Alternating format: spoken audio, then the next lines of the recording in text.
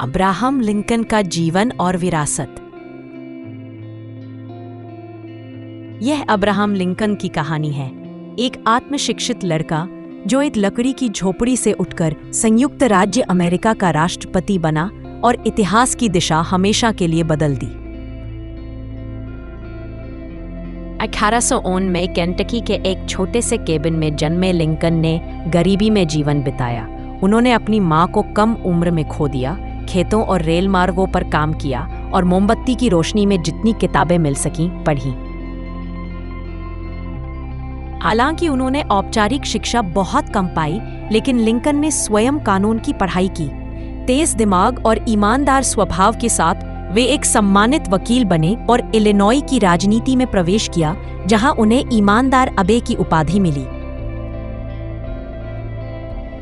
1858 में लिंकन ने Stephen Douglas के साथ बहसों के दौरान राष्ट्रीय स्तर पर ध्यान आकर्षित किया।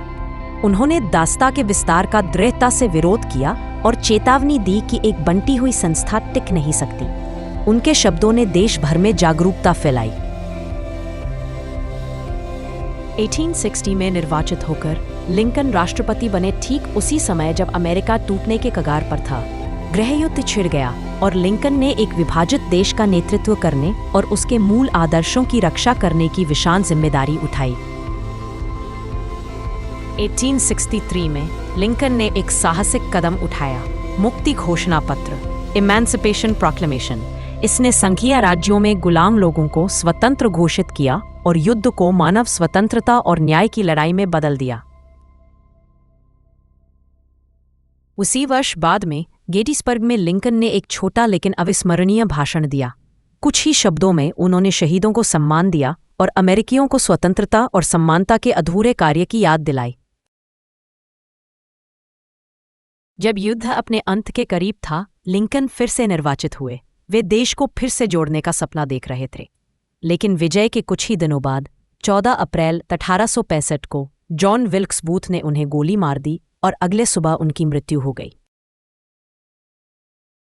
लिंकन का जीवन अल्पकालिक था, लेकिन उनका प्रभाव अमर है। उन्होंने संघ को बचाया, दास्ता को समाप्त किया और पीढ़ियों को लोकतंत्र, समानता और एक दृढ़ निश्चयी आत्मा की शक्ति में विश्वास करने के लिए प्रेरित किया।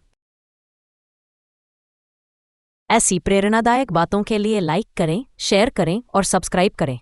www.suvichar.org